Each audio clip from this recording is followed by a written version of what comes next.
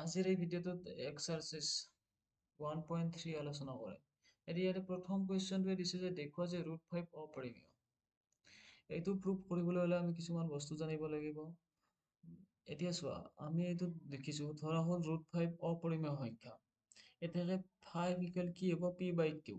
আমি 5 equal p/q কিয় লিখিছোঁ? কাৰণ আমি 5ক পৰিমেয় সংখ্যা ধৰিছোঁ। যদি পৰিমেয় সংখ্যা হয় ই সদায় p/q আকাৰত লিখিব পাৰি। সেই গতিকে আমি কি লিখিছোঁ 5 ইকুৱেল p/q আৰু লগতে লিখিছোঁ p আৰু q সহমৌলিক। সহমৌলিক মানে কি?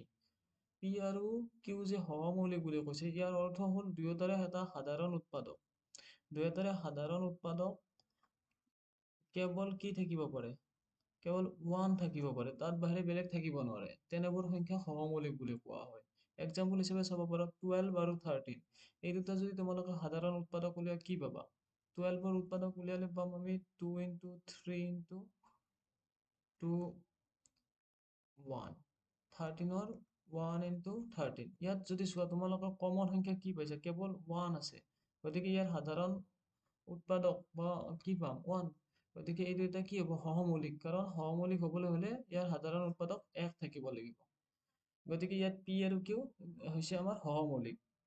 এতিয়া নেক্সট লাইনটো আমি কি লিখিছোঁ? এইটো আমি ক্ৰছ মাল্টিপ্লাই কৰিছোঁ। ক্ৰছ মাল্টিপ্লাই কৰিলে কি হ'ব? এইটো তলৰ সংখ্যাটোৰ লগত ইনটু হ'ব। ইয়াত তলত একো নাই মানে 1 এটা আছে আৰু 5টো এইটোৰ লগত ইনটু। গতিকে p ইকুৱেল √5q হ'ল। এতিয়া আমি কি কৰিছোঁ? দুয়োফালে বৰ্গ কৰিছোঁ। দুয়োফালে বৰ্গ কৰিলে এই pটোক বৰ্গ কৰি দিলে আমি কি পাম? p² আৰু √5ক বৰ্গ কৰিলে আমি কি পাম? √5q²। যেতিয়া √5ক বৰ্গ কৰি দিওঁ তেতিয়া আমি কেৱল কি পাম? 5 পাম। গতিকে √5ক বৰ্গ কৰি দিয়াৰ লগে লগে আমি 5 পাইছোঁ, কিউক বৰ্গ কৰাৰ লগে লগে q² পাইছোঁ। এতিয়া এইটো লাইন যে দেখিছোঁ, এইটো লাইন কিয় লিখিছোঁ চোৱা। p² 5ৰে বিভাজ্য। তেতিয়া কি হ'ব?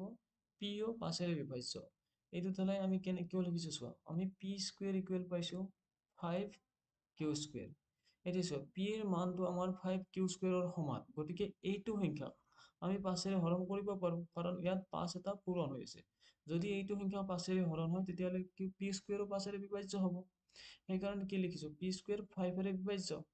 এতিয়া pও 5ৰে বিভাজ্য হ'ব। এইটো এটা উপপাদ্যৰ পৰা লিখিছোঁ। উপপাদ্যটোত কি আছে? যদি এটা বৰ্গ সংখ্যা, ধৰি লোৱা যদি এটা বৰ্গ সংখ্যা 9, এই 9ক যদি এটা মৌলিক সংখ্যাৰে হৰণ কৰা, ধৰি লোৱা 3ৰে যদি এইটোক হৰণ কৰোঁ তেতিয়াহ'লে আমাৰ কিমান পাম? 3 পাম। তেতিয়া ইয়াৰ বৰ্গমূল 9ৰ বৰ্গমূল 3 আৰু 3। গতিকে এইটোকো আমাৰ হৰণ যাব। বা ইয়াৰ অৰ্থ এইয়ে, যদি এটা বৰ্গ সংখ্যাক এটা মৌলিক সংখ্যাৰে হৰণ যায়, তেতিয়াহ'লে এই বৰ্গ সংখ্যাটোৰ বৰ্গমূলকো সেই মৌলিক সংখ্যাটোৰে হৰণ কৰিব পাৰি। সেইকাৰণে কি হৈছে ইয়াত চোৱা, এই p² এটা বৰ্গ সংখ্যা ইয়াক 5ৰে বিভাজ্য হৈছে। গতিকে pকো আমি 5ৰে হৰণ কৰিব পাৰিম। ঠিক আছে, নেক্সট এতিয়া চোৱা। ধৰা হ'ল p ইকুৱেল 5k। ইয়াত p ৰ ভেলুটো 5k কিয় লৈছোঁ? কাৰণ আমি p ৰ ভেলু অলপ আগতে পাইছোঁ 5q²। p² ইকুৱেল এইটো পাইছোঁ। মানে কি p ৰ উৎপাদক 5 এটা আছে, গতিকে 5 এটা আছে আৰু বাকীখিনি কি থাকিব সেইটো নাজানো। সেইকাৰণে বাকীৰ জেগাত কি লিখিছোঁ? k এটা অখণ্ড সংখ্যা মানি লৈছোঁ। যিকোনো অখণ্ড সংখ্যা হ'ব পাৰে k। এতিয়া এইটোক বৰ্গ কৰি দিছোঁ, বৰ্গ কৰি দিলে কি পাবা? p² equal 25k²। এতিয়া এইটো ভেলু আমি কি কৰিছোঁ? 1 নং সমীকৰণত p² সলনি আমি 25k² বহুৱাই। মানে আমাৰ 1 নম্বৰ সমীকৰণটো আছিল এইটো p² ইকুৱেল 5q²। এতিয়া যদি p² জেগাত আমি 25k² বহাই দিওঁ তেতিয়া কি পাবা? 25k² equal 5q²। সেইকাৰণে এইটো লাইন এইটো হৈছে। এতিয়া এই 5ৰে যদি 25ক হৰণ কৰা তেতিয়া কি থাকিব? 5k² equal q²। সেইকাৰণে আমি কি কৰিছোঁ? 5ৰে এইটো হৰণ কৰি দিছোঁ। দিয়াৰ লগে লগে কি আহিছে ইয়াত? 5k² ইকুৱেল q² আহিছে। এতিয়া চোৱা, এইটো আমি কি কৰিছোঁ? চেঞ্জ কৰিছোঁ। এইটো লাইন আমি আগত আনিছোঁ আৰু এইটো ইপিনে আনিছোঁ। q² ইকুৱেল কি হৈ গ'ল? 5k²। এতিয়া চোৱা, q² ৰ ভেলু আমি কি পাইছোঁ? 5k²। মানে ইয়াত 5 এটা ইনটু হৈছে। গতিকে কি হ'ব? q² ও 5ৰে বিভাজ্য হ'ব। যদি q² 5ৰে বিভাজ্য হয় তেতিয়াহ'লে ইয়াৰ q ও 5ৰে বিভাজ্য হ'ব। গতিকে আমি অলপ আগতে কৈ দিছোঁ, যদি এটা বৰ্গ সংখ্যা কোনোবা এটা পৰিমেয় সংখ্যাৰে যদি এটা বৰ্গ সংখ্যাক আমি এটা মৌলিক সংখ্যাৰে হৰণ কৰিব পাৰোঁ, তেতিয়াহ'লে সেই বৰ্গ সংখ্যাটোৰ কি কয় এইটো? বৰ্গমূলক। সেই একেই মৌলিক সংখ্যাটোৰে হৰণ যাব। ইয়াত চোৱা 9 হৈছে এটা বৰ্গ সংখ্যা, ইয়াৰ বৰ্গমূল আমি 9 পাওঁ। এইটো এটা পৰিমেয় সংখ্যা, এইটো এটা আমাৰ মৌলিক সংখ্যা। এইটো হৰণ গৈছে, গতিকে এই মৌলিক সংখ্যাটোৰে আমাৰ বৰ্গমূলকো হৰণ যাব। সেইকাৰণে কি লিখিছো, কিউ স্কুৱেৰ এটা বৰ্গ সংখ্যা, ইয়াক 5ৰে বিভাজ্য হৈছে, গতিকে কিউও 5ৰে বিভাজ্য। এতিয়া তলত চাওক, গতিকে পি আৰু কিউৰ সাধাৰণ উৎপাদক 5 আছে। ইয়াৰ পৰা আমি কি গম পালো, যিহেতু কিউৰো এটা 5 উৎপাদক হ'ব আৰু পিৰো 5 উৎপাদক হৈছে, গতিকে কি হৈছে, দুয়োটাৰে সাধাৰণ উৎপাদক কমন উৎপাদক 5 পাইছো। কিন্তু ই পি আৰু কিউ সহমৌলিক এই ধাৰ্য সত্যতাক বিৰোধ কৰে। কাৰণ আমি অলপ আগতে ধৰিছো যে পি আৰু কিউ দুয়োটা সহমৌলিক, আৰু যদি দুয়োটা সহমৌলিক হয় তেতিয়াহ'লে ইয়াৰ কেৱল সাধাৰণ উৎপাদক 1 থাকিব পাৰিব, তাৰ বাহিৰে বেলেগ থাকিব নোৱাৰে। যিহেতু ইয়াত আমি সাধাৰণ উৎপাদক 1ৰ বাহিৰেও 5 পাইছো, গতিকে ই কি হৈছে, এই সহমৌলিক হোৱা ধাৰণাটো কি কৰিছে, বিৰোধিতা কৰিছে। সেইকাৰণে কি হ'ব, √5 এটা অপৰিমেয় সংখ্যা। চ' এতিয়া আমি কুৱেশ্যন নম্বৰ 2 আলোচনা কৰিম। তো কুৱেশ্যন নম্বৰ 2ত কি দিছে, দেখুওৱা যে 3 প্লাছ 2√5 অপৰিমেয়। এইটো অপৰিমেয় বুলি দেখুৱাব দিছে। আমি আগৰ কুৱেশ্যনটো কৰাৰ দৰে এইটো কুৱেশ্যনতো আমি কি ধৰি লম, ধৰা হ'ল 3 প্লাছ 2√5 পৰিমেয় সংখ্যা। এইটো এটা পৰিমেয় সংখ্যা। যদি পৰিমেয় সংখ্যা হয়, এইটোক আমি পি বাই কিউ ফৰ্মত লিখিব পাৰোঁ। সেইকাৰণে কি লিখিছোঁ, 3 প্লাছ 2√5 ইকুৱেল পি বাই কিউ। পি বাই কিউ লিখিছোঁ। আৰু পি আৰু কিউ সহমৌলিক। তাৰপিছত এইটো লাইনত আমি কি কৰিছোঁ, 2√5 ইকুৱেল পি বাই কিউ মাইনাছ 3। আমি এই 3টোক ইকুৱেল চাইনৰ এইটো চাইডে আনিছোঁ কাৰণে এইটো ইয়াতে প্লাছ আছিলে, এইটো ফালত কি হ'ব, মাইনাছ চিন হৈ গৈছে।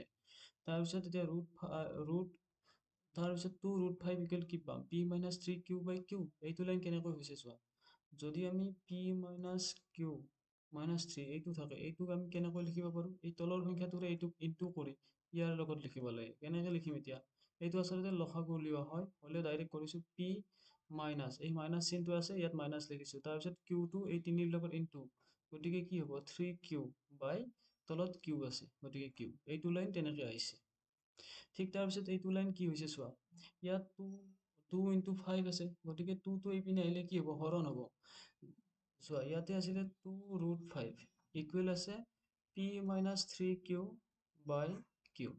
যদি এইটো ইকুৱেল চাইনৰ এইটো পিনে 2 ইনটু হৈছে 5ৰ লগত, যেতিয়া এইটো সংখ্যা এইপিনে যাব, তেতিয়া কি হৈ যাব, সদায় এইফালে যদি ভগ্নাংশ আকাৰত থাকে, তেতিয়া ইয়াতে থকা সংখ্যাটো সদায় তলৰটোৰ লগত ইনটু হৈ যায়, গতিকে 2 কিউ পি মাইনাছ 3 কিউ এনেকৈ আহিছে। ঠিক আছে, নেক্সট আমি এতিয়া চাম এইখিনি।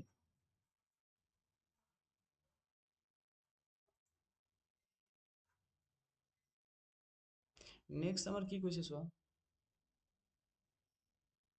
ইয়াতে এইটোলৈকে আমি বুজি পালো। এতিয়া চোৱা, পি আৰু কিউ অখণ্ড সংখ্যা। পি আৰু কিউ অখণ্ড সংখ্যা বুলি কিয় কৈছে চোৱা, পি আৰু কিউ সহমৌলিক। সহমৌলিক কোনবিলাক সংখ্যা হয়, ধৰি লোৱা 12 আৰু 13 সহমৌলিক, 1 আৰু 2 সহমৌলিক, 3 4 সহমৌলিক। যিবিলাকৰ সাধাৰণ উৎপাদক 1 থাকে সেইবিলাকেই হৈছে সহমৌলিক। আৰু সহমৌলিক বিলাক যদি তোমালোকে লক্ষ্য কৰা, তেতিয়া দেখিবা এই 12 এটা কি অখণ্ড সংখ্যা হয়, 13 অখণ্ড সংখ্যা, 1 অখণ্ড সংখ্যা, 2 অখণ্ড সংখ্যা, সকলোবোৰ নাম্বাৰে অখণ্ড সংখ্যা। গতিকে সেইকাৰণে ইয়াত কি লিখিছো, যিহেতু পি আৰু কিউ অখণ্ড সংখ্যা, গতিকে পি মাইনাছ 3 কিউ বাই 2 কিউ এটা পৰিমেয় সংখ্যা। কিয় হয় তোমালোকে চাব পাৰা, ধৰি লোৱা পি মাইনাছ 3 কিউ বাই 2 কিউ এইটো অখণ্ড সংখ্যা হয় নে নহয় তোমালোকে পৰীক্ষা কৰি চাব পাৰা। ধৰি লোৱা ইয়াত আমি পিৰ মান 1 লৈছো, কিউৰ মানো 1 লৈছো। এই দুটা মান যদি ইয়াত ভেলু পুট কৰি দিয়া, কি পাবা, পিৰ জেগাত 1 লিখিলে 1 মাইনাছ 3 ইনটু 1 আৰু তলত 2 ইনটু 1। এতিয়া কি পাম, এইটোত 1 মাইনাছ 3 আৰু তলত 2 সমান কি পালো, ওপৰত মাইনাছ 2 তলত 2। গতিকে এইটো এটা কি সংখ্যা, এটা পৰিমেয় সংখ্যা হয়, কাৰণ পি বাই কিউ আকাৰত আছে। সেনেকে আমি এইটো সংখ্যাক আমি কি বুলি ক'ব পাৰো, এটা পৰিমেয় সংখ্যা, কাৰণ পি আৰু কিউ দুয়োটা অখণ্ড সংখ্যা। সেইকাৰণে কি হৈছে, এইটো এটা পৰিমেয় সংখ্যা। যদি এইটো পৰিমেয় সংখ্যা হয়, তেতিয়াহ'লে √5ও পৰিমেয় সংখ্যা হ'ব লাগিব, কাৰণ √5 ইকুৱেল এইটো হৈছে। সেইকাৰণে কি লিখিছো এই লাইনটোত, পি আৰু কিউ অখণ্ড সংখ্যা, সেইকাৰণে কি হৈছে, পি মাইনাছ 3 কিউ বাই 2 কিউ এটা পৰিমেয় সংখ্যা হৈছে। যদি এইটো পৰিমেয় সংখ্যা হয়, তেতিয়াহ'লে √5 হ'ব পৰিমেয় সংখ্যা, কাৰণ দুয়োটা ইকুৱেল। এতিয়া চোৱা, কিন্তু ই √5 অপৰিমেয় সত্যতাৰ বিৰোধ কৰে, কাৰণ আমি আগতে প্ৰুভ কৰি থৈ দিছো √5 এটা অপৰিমেয় সংখ্যা হয়। গতিকে যদি ইয়াত আমি √5 পৰিমেয় বুলি কওঁ, তেতিয়াহ'লে আমাৰ এই সত্যতাৰ বিৰোধ কৰিব। সেইকাৰণে কি হৈছে, এতেকে আমি কি লিখিব পাৰিম, 3 প্লাছ 2 √5 এটা অপৰিমেয় সংখ্যা হ'ব। কাৰণ আমি ইয়াত বিৰোধভাৱে লৈছিলোঁ, কাৰণ ইয়াতে আমি কি লৈছিলোঁ, এইটোক এটা পৰিমেয় সংখ্যা ধৰি কৰিছিলোঁ, সেইকাৰণে আমি ইয়াত এই সত্যতাৰ বিৰোধ কৰাটো পাইছোঁ। সেইকাৰণে কি লিখিব লাগিব, এইটো এটা অপৰিমেয় সংখ্যা। ঠিক আছে, আৰু বাকী এই কুৱেশ্যনবিলাক চোৱা, এইটো কুৱেশ্যন আৰু এইটো কুৱেশ্যন ছেম হয়। এইটো ঠিক তেনেকৈ কৰিব লাগিব, এইটোৰ দৰে একে প্ৰচেছত হ'ব। এইটো সংখ্যা কৰিলে তোমালোকে গমেই পাবা, ৰুট টুৰ চলিউশ্যনটোৰ দৰে হ'ব। √5 যেনেকৈ কৰিছোঁ, এইটো তেনেকৈ কৰিলে হ'ল। বাকী এই দুটা কুৱেশ্যন তোমালোকে এইটোৰ নিয়মত কৰিব পাৰিবা। যদি তথাপিও যদি তোমালোকে এই কুৱেশ্যনটো ছল্ভ কৰিব নোৱাৰা, তেতিয়াহ'লে কমেণ্টত জনাবা, নেক্সট ভিডিঅ'ত এইকেইটা ছল্ভ কৰি দি দিম। থেংক ইউ, আজিলৈ এইটো ইয়াতে সমাপ্ত। গতিকে যদি তোমালোকৰ ভিডিঅ'কেইটা ভাল লাগিছে, তেতিয়াহ'লে চেনেলটো ছাবস্ক্ৰাইব কৰিবা আৰু লগতে লাইক কৰিবা আৰু তোমালোকৰ বন্ধুৰ সৈতে শ্বেয়াৰ কৰিবা।